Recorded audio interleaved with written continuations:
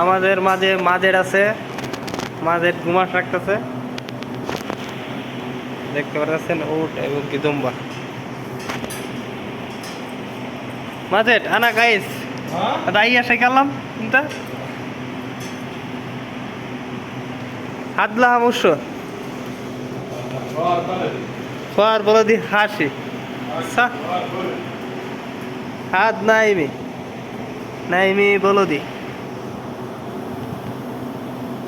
হাত খোয়ার মাংসগুলাকে গুমাস রাখা হচ্ছে যেন একটু ঠান্ডা থাকে, পরে ফ্রিজে রাখা হবে। আপনারা বলতে পারেন এই গুমাসটি রাখতেছে কেন? এই গুমাসটা রাখা হইতেছে, আপনার কাউকুরটা রাখা হইতেছে মাংসটা যেন একটু ঠান্ডা থাকে,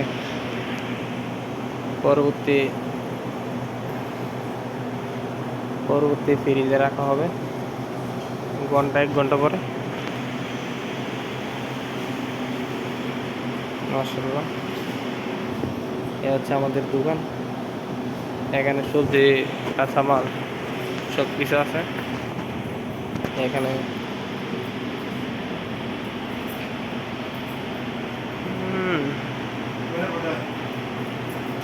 আবু দায় হাম হাম মাশাআল্লাহ।